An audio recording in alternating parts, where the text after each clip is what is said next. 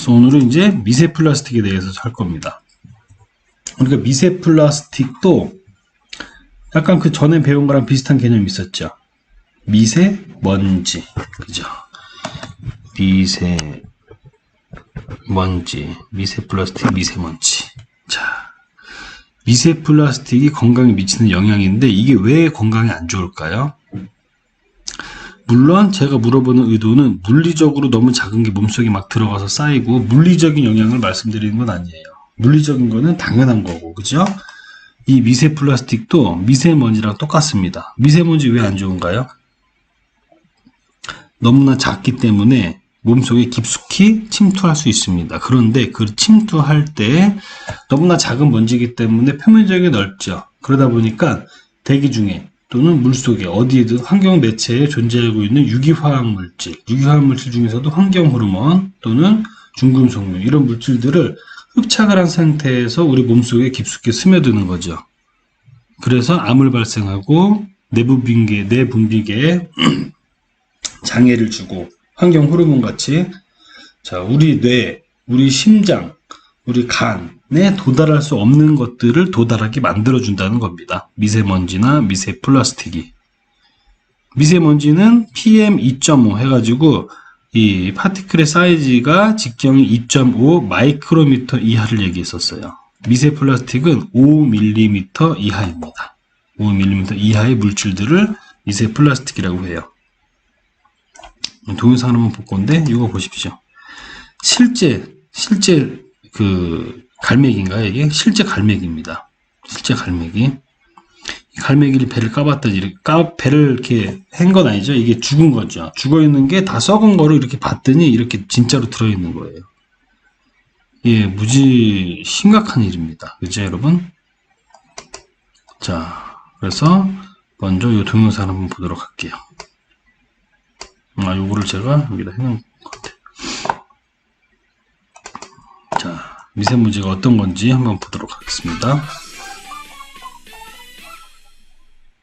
지역사회 비기슈를 끈질기게 추적하고 분석하는 김민욱의 기자 콜럼보 시간입니다. 김 기자, 오늘 상당히 충격적인 내용을 취재해 왔다면서요? 예, 먼저 영상을 하나 준비를 했는데요. 이 북태평양 미국 하와이섬과 캘리포니아 사이에 거대한 섬이 있습니다. 아, 정화면이군요. 예, 자세히 보니까 플라스틱 쓰레기로 만들어진 지도에는 없는 섬, 바로 플라스틱 아일랜드입니다. 이 플라스틱 섬은 면적만 해도 우리나라 면적의 15배가 넘는 155만 제곱미터 정도로 정말 어마어마한 크기입니다. 아니, 그럼 우리나라 면적의 15배나 되는 크기가 다 플라스틱이란 말이에요? 예, 그렇습니다. 예. 해마다 바다에서는 엄청난 양의 해양 쓰레기가 쏟아져 나오는데요. 그 가운데 무서운 게 바로 눈에는 잘 보이지 않는 미세 플라스틱입니다. 도심의 불청객이 미세먼지라면은 그러면 바다의 불청객은 미세 플라스틱이란 말이네요. 네, 그렇습니다. 오늘은 이 해양 쓰레기, 이 해양 생태계를 위협하는 침묵의 살인자, 미세 플라스틱 문제를 짚어보려고 합니다. 먼저 미세 플라스틱이 많이 발생하는 경남 남해안 바닷가를 다녀왔습니다. 경남 남해안의 한 해수욕장. 백사장 곳곳에서 플라스틱, 어구 등이 곳곳에서 발견됩니다. 예, 이게 지난 태풍 때 밀려온 쓰레기들이 지금 해안가에 가득 쌓여 있는데요. 폐목재부터 자세히 보니까 이런 플라스틱 쓰레기들이 많이 있습니다. 여기도 보면 지금 이런 플라스틱 쓰레기 페트병들이 지금 곳곳에 있고, 이런 스티로폼, 이것도 일종의 플라스틱인데 이런 플라스틱 쓰레기들이 지금 아주 많이 있는 상황입니다.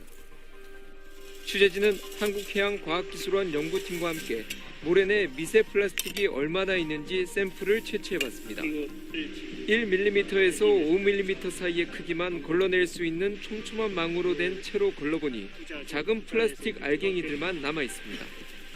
바로 침묵의 살인자라고도 불리는 미세 플라스틱입니다. 이런 것도 플라스틱입니까? 예. 이건 이제 플라스틱 원료로 주로 사용되는 거거든요. 조금 펠렛이라고. 한국해양과학기술원은 지난 2015년 미세 플라스틱 연안환경 오염 연구 결과를 발표했습니다. 그 결과 전북 부안이 제곱미터당 14만 8천 개의 미세 플라스틱이 나와 오염도가 가장 높았고, 경남 거제가 제곱미터당 2만 3천 개, 고성이 제곱미터당 7,500개 순으로 나타났습니다. 한국 전체 평균은 제곱미터당 11,000개인데 하와이보다 미세 플라스틱 오염도가 2.8배 높고 포르투갈보다는 64배 높았습니다. 모래 해변뿐만 아니라 바다속도 심각합니다. 청정 해역으로 알려진 경남 거제 진해 앞바다 32곳에 대한 미세 플라스틱 농도를 측정한 결과 1제곱킬로미터당 입자가 55만 개로 해외 9개 바다 평균보다 무려 8배 높은 것으로 나타났습니다. 청정해역으로 알려진 우리 남해 바다의 미세 플라스틱 오염도가 해외 9개 나라 평균보다 8배 높다. 이거 참 저희들이 짐작조차 못했던 일입니다. 그러면 이게 어느 정도 크기가 돼야지, 얼마만큼 작아야지 이게 미세 플라스틱이라고 부를 수 있는 건가요? 예, 이 1마이크로미터, 즉 100만 분의 1미터에서 5mm 사이의 아주 작은 플라스틱 조각을 말합니다. 네. 이 합성 단계에서 처음부터 작은 크기로 만들어진 거는 1차 미세 플라스틱이라고 부르고, 이 플라스틱 제품이 풍화 작용을 거쳐 만들어진 게 2차 미세 플라스틱입니다. 그물, 비닐봉투 등 크기가 큰 플라스틱은 이 대형 해양 생물이 먹어 문제가 되는 반면, 이 미세 플라스틱은 이 플랑크톤 등 작은 해양 생물들이 이 섭취를 통해서 광범위한 피해를 낼 수 있습니다. 1마이크로미터? 예, 이거 100만 분의 1 크기면 이거 뭐 네. 눈에 아예 보이지도 않을 텐데요. 이거 직접 확인할 방법은 없겠네요, 그러면요. 예, 제가 그래서 관련 네. 영상을 하나 준비를 했는데요. 이 몸체가 투명해 네. 이 내장 속까지 다 들여다볼 수 있는 생물, 이 바로 플랑크톤입니다. 아, 저기 화면에 나오네요. 네, 그렇습니다. 이 현미경으로 들여다보니까 이 플랑크톤 몸 안에 네. 형광녹색 빛이 반짝이는데요. 아, 네. 이 바로 미세 플라스틱입니다. 저게 플라스틱이에요? 예, 먹인 줄 알고 섭취한 물질이 다름 아닌 미세 플라스틱이어서 이 네. 체내에 고스란히 축적되는 겁니다. 그러면 또 플랑크톤을 또 뭔가 또 다른 바다 생물들이 먹을 테고, 그 바다 생물을 결국은 또 인간이 섭취하게 될 텐데요. 예. 이거 특히 우리 남해안은 서해안 끼고 있는 우리나라 해안가 사람들, 부산 경남도 마찬가지고요. 수산물 정말 많이 먹지 않습니까? 네, 그렇습니다. 그래서 지역별로 한번 확인을 해보려고 했는데 지역별로 수산물을 얼마나 먹는지 자료는 나와 있지 않았고요. 네. 다만 해양수산부에서 발표한 우리나라 국민 1인당 연간 수산물 소비량은 확인할 수 있었습니다. 네. 지난 2013년부터 2년 동안 기준으로 한국인은 1인당 연간 58.4kg의 수산물을 소비해 이 주요국 가운데 1위를 차지했습니다. 회를 즐기는 일본도 50.2kg으로 네. 2위를 차지했고요. 그래서 한국에는 못 미쳤습니다. 또 중국은 39.5kg, 네. 미국은 23.7kg 순이었습니다. 예, 한국인은 어패류와 이 물고기의 내장까지 즐겨 먹는 식습관까지 있다 보니까 더 심각한 문제라고 볼 수 있습니다. 아니 그러면 우리나라 사람들이 1년에 8kg 정도 일본 사람들보다 이 수산물을 더 많이 먹는다는 이야기인데요. 이거 예. 거의 세계 챔피언급이 아닌가라는 생각도 그렇습니다. 듭니다. 뭐 어떤 데 보면은 지금 동네마다 오히려 다방보다 횟집이 더 많다는 이야기도 있을 정도니까요. 김 기자, 그러면 우리 연근에서 잡히는 수산물에 대한 정밀 조사 이거 필요하지 않을까요? 예, 이 모래와 이 바닷물 표본 샘플에서 이 미세 플라스틱이 나왔다면 네. 정말 우리가 먹는 이 생선은 안전할까? 네. 뭐 당연히 의문이 들 수밖에 없겠죠. 음. 예, 국내에서 처음으로 미세 플라스틱을 연구한 기관을 다녀왔습니다. 경남 거제에 위치한 한국해양과학기술원 남해연구소. 한국에서 최초로 미세 플라스틱을 연구한 해양과학기술원은 지난 2012년부터 본격적인 연구를 진행하고 있습니다. 굴과 같은 어패류 샘플을 채취해 분석하는데 껍질뿐만 아니라 굴 안에서도 미세 플라스틱이 나오는 경우가 있다고 말합니다. 껍질뿐만이 아니라 굴 껍질 안에도 미세 플라스틱이 있을 가능성이 있는 겁니까? 네, 굴은 여과 섭식자이기 때문에 해수 내의 미세 플라스틱을 여과에서 섭식할 수 있기 때문에 체내에도 미세 플라스틱이 있을 수 있습니다.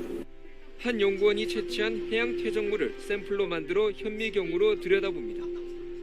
퇴적물 성분을 장비로 분석하면 특정 플라스틱의 패턴이 나타나는데 이 퇴적물의 경우 폴리프로필렌으로 확인됐습니다. 본 시료는 해수 퇴적물에 있는 미세 플라스틱을 의미하는 것이고요. 이 패턴은 폴리프로필렌을 의미하고 있습니다. 많이 쓰이는 플라스틱인가요? 네, 가장 많이 쓰이는 플라스틱 중에 하나라고 보시면 됩니다. 지난 2015년 해양수산부와 함께 미세 플라스틱 연구를 시작한 해양과학기술원은 내년까지 수산물의 안전성을 검증한다는 계획입니다. 동물 플랑크톤까지도 이 입자를 섭식을 할 수 있다는 게 알려지면서 생물 이용도가 급격하게 증가한 케이스에 해당합니다. 그 의미는 이제 섭식한 후에 어떤 그 생물학적으로 위해한 어떤 영향까지도 끼칠 수 있는 게 아닌가 하는 질문이 이제 대두가 되게 됩니다. 자, 그러면 미세 플라스틱이 우리가 먹는 국내 수산물에서도 쉽게 발견된다. 뭐 이건 이제 확인이 되고 있는 예. 상황인 거고요. 그러면 이거 우리가 섭취했을 때 우리 체내는 어떤 영향을 미치는 걸로 좀 조사 결과가 나온 게 있습니까? 이게 사실 시청자분들께서 가장 네. 궁금해할 수 있는 사안일 것 같은데요. 그렇습니다. 네. 뭐 예를 들어서 이 폴리염화비닐, 흔히 네. 이제 PVC라고 하죠. 네. 이 플라스틱은 이 제조 과정 중에 원료 물질이 염화비닐인데 이 과량 중독 시에 이 중추신경계를 억제하고 네. 심부정맥을 유발할 수 있습니다. 전문가들은 미세 플라스틱은 화학적 독성과 함께 세포를 찌르거나 인체에 쌓여 영향을 줄 수 있는 물리적 독성이 나타날 수 있다고 경고합니다. 다만 이 인체 실험은 세포 수준에서 연구 중이기 때문에 관련 연구가 조금 더 필요해 보입니다. 아직 그러면 국내 연구에서 미세 플라스틱을 장기 복용했을 때 인체에 어떤 부정적인 영향을 끼친다는 구체적인 결과가 나온 건 없군요. 예, 지금 아직 관련 연구는 시작 단계고 이제 그런 연구가 활발하게 진행돼야 될 것으로 그렇습니다. 보입니다. 예, 이거 당연히 뭐 그냥 단순히 걱정하고 넘어가야 될 문제는 아닌 것 같고요. 그런 결과는 나와야지 또 어민들도 그렇고 또 우리 시민들도 그렇고 다 안심할 수 있지 않을까 싶습니다. 예. 자, 이거 우리가 어떻게 미세 플라스틱 문제에 대비를 해야 될까요? 예, 뭐 예를 들어서 이 합성 흡류로 네. 만들어진 뭐 옷도 대부분 세택 과정에서 이 미세 플라스틱이 발생해 바다로 흘러가거든요. 네. 그래서 이 당장 플라스틱 원료 옷을 뭐 입지 말자는 게 아니라 이 개개인이 이 환경 문제에 대해서 조금 더 관심이 필요해 보인다는 점입니다. 이 어업인들의 경우 이 양식장 스티로폼에서 발생하는 이 플라스틱이 문제가 되고 있는데 이 친환경 부피로 교체하는 등 이 다양한 노력이 필요해 보입니다. 네, 사실 미세 플라스틱은 뭐 세계적인 문제일 뿐만 아니라 대한민국 그리고 무엇보다도 해안가를 접하고 있는 우리 부산 경남 지역민들이 당연한 환경 이슈가 아닌가 싶습니다. 뭐 당장 현재 위협으로 다가오고 있는 상황인 만큼의 개개인의 노력은 물론 관계 당국의 대책이 절실해 보입니다. 콜롬보 김 기자 오늘 수고했습니다.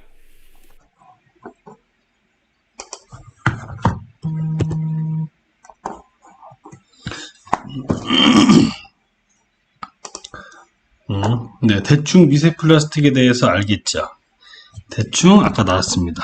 내용을 제가 좀 보면 일단 미세 플라스틱은 의도적으로 제조되었거나 또는 기존 제품이 조각나 미세화된 크기 5mm 이하의 합성 고분자 화합물입니다. 이 동영상에서 더 자세하게 나온 거는 1 마이크로미터부터 5mm까지 이렇게 나왔었죠. 그죠? 자, 굉장히 작아요. 5mm만 돼도 우리가 실제로 이 정도 눈에 충분히 보이는데 환경 속에서 있으면은 잘 안 보입니다.